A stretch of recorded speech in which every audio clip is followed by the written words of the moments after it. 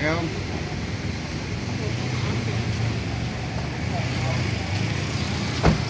Bang. Om gimana menanggapi penangkapan Roy Suryo? Ya, penangkapan ini kan harusnya dari dulu, gitu, baru hari ini. Saya yakin ini karena tidak kooperatif, gitu. Karena Polda itu tidak mungkin nangkap orang kalau tidak ada pemanggilan. Nah, berarti karena tidak ada pemanggilan, otomatis dijemput, gitu. Ya kan? Kalian bayangkan aja orang residivis, orang yang melakukan berulang-ulang kali dalam proses pemeriksaan, tetap menyerang kehormatan kepribadian mantan Bapak Presiden RI yang ke-7, Pak Jokowi. Karena itu ini merupakan sikap yang tegas, yang walaupun sudah terlambat, sempat kita terjadi kegaduhan, kekisruhan, dan seolah-olah negara Indonesia ini adalah negara yang tanpa ada etika dan tanpa ada aturan hukum. Alhamdulillah dengan penangkapan ini, saya sengaja mau melihat orang-orang yang bagaimana wajah Roy Suryo dulu ditangkap hari ini dengan yang tidak ditangkap dulu gitu. Apakah masih berteriak-teriak ijazah palsu atau mungkin mau mengajukan restoratif justice, ya kita lihat nanti. Tapi ini merupakan satu bukan kemenangan tapi adalah penegakan hukum. Nah, dengan penegakan hukum ini otomatis siapa saja di Indonesia yang menyerang kehormatan dan fitnah, menyebar berita bohong, membuat kegaduhan, baik menghina rakyat maupun menghina presiden maupun mantan-mantan presiden, tetap ada aturan hukum dan akan dipenjara.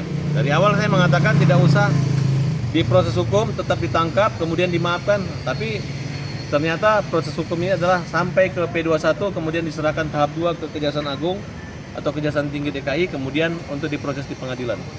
Nah, artinya di sini bukan mereka berjuang untuk memperjuangkan hak Roy Suryo bahwa mereka ditangkap, tidak.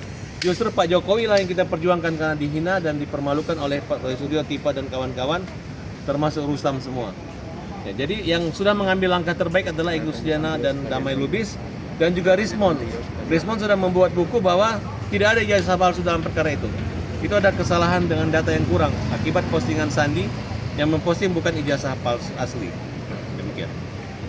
Oke. Berarti tujuan ya, Bang. Tujuan saya ke sini hanya ingin memastikan bahwa Pak Roy Suryo itu ditangkap, ditahan dan menggunakan baju orange. Itu saja. Nah, dan hari ini justru Pak Roy Suryo pakai baju orange, malah pengacaranya pakai jas ini. Pakai jas pengacara ya, selamat ya. Nah, itu. Karena itu saya udah katakan, walaupun kalian berantem, ya, yang masuk penjara itu kamu. Walaupun pengacaramu itu pintar ngomong, pintar ngapain, tetap aja masuk penjara itu bukan pengacaranya. Pengacaranya bisa pakai baju jas, tapi Roy Suryo pakai baju oranye, betul nggak? Ya. Dan saya minta juga supaya Rasman itu segera dieksekusi.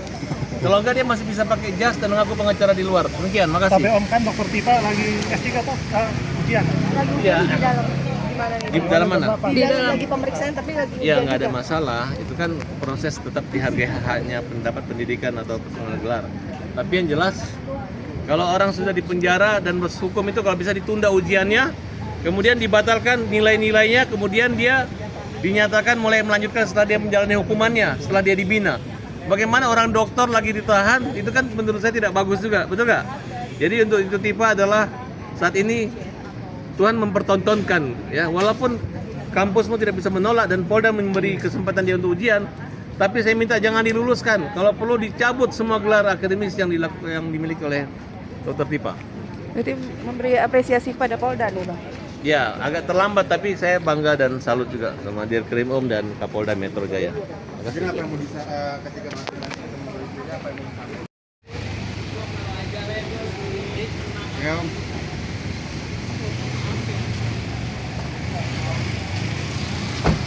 Bang. Om gimana menanggapi penangkapan Roy Suryo? Ya, penangkapan ini kan harusnya dari dulu, gitu, baru hari ini. Saya yakin ini karena tidak kooperatif, gitu. Karena Polda itu tidak mungkin nangkap orang kalau tidak ada pemanggilan. Nah, berarti karena tidak ada pemanggilan, otomatis dijemput, gitu. Ya kan? Kalian bayangkan aja orang residivis, orang yang melakukan berulang-ulang kali dalam proses pemeriksaan, tetap menyerang kehormatan kepribadian mantan Bapak Presiden RI yang ke-7, Pak Jokowi. Nah, karena itu ini merupakan sikap yang tegas, yang walaupun sudah terlambat, sempat kita terjadi kegaduhan, kekisruhan, dan seolah-olah negara Indonesia ini adalah negara yang tanpa ada etika dan tanpa ada aturan hukum. Alhamdulillah dengan penangkapan ini saya sengaja mau lihat orang-orang yang bagaimana wajah Roy Suryo dulu ditangkap hari ini dengan yang tidak ditangkap dulu gitu. Apakah masih berteriak-teriak ijazah palsu atau mungkin mau mengajukan restoratif justice, ya kita lihat nanti. Tapi ini merupakan satu bukan kemenangan tapi adalah penegakan hukum.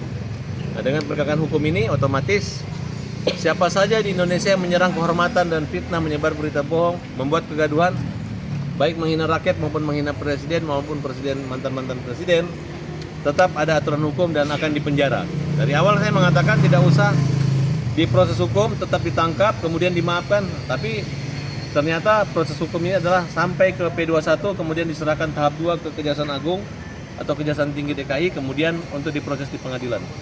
Artinya di sini bukan mereka berjuang untuk memperjuangkan hak Roy Suryo bahwa mereka ditangkap, tidak. Justru Pak Jokowi lah yang kita perjuangkan karena dihina dan dipermalukan oleh Pak Roy Suryo, Tipa dan kawan-kawan, termasuk Rustam semua. Ya, jadi yang sudah mengambil langkah terbaik adalah Egy Sujana dan Damai Lubis dan juga Rismond.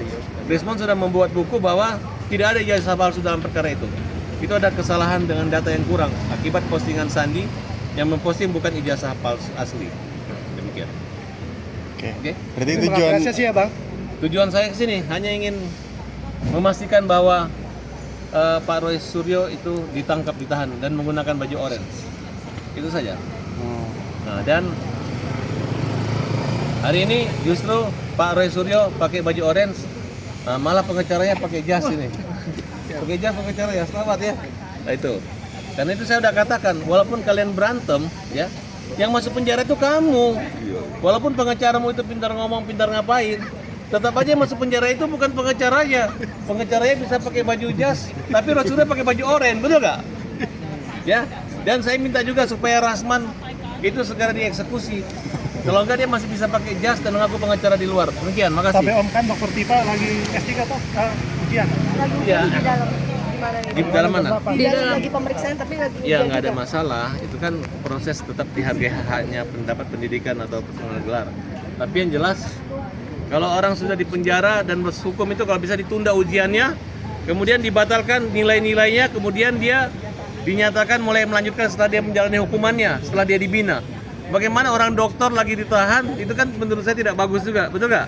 Jadi untuk itu Tipa adalah saat ini Tuhan mempertontonkan, ya walaupun kampusmu tidak bisa menolak dan Polda memberi kesempatan dia untuk ujian, tapi saya minta jangan diluluskan. Kalau perlu dicabut semua gelar akademis yang dimiliki oleh Dr. Tipa. Berarti memberi apresiasi pada Polda nih Bang. Ya, agak terlambat tapi saya bangga dan salut juga sama Dirkrim dan Kapolda Metro Jaya. Jadi apa yang mau ketika masuk nanti ketemu Roy Suryo, apa yang mau disampaikan?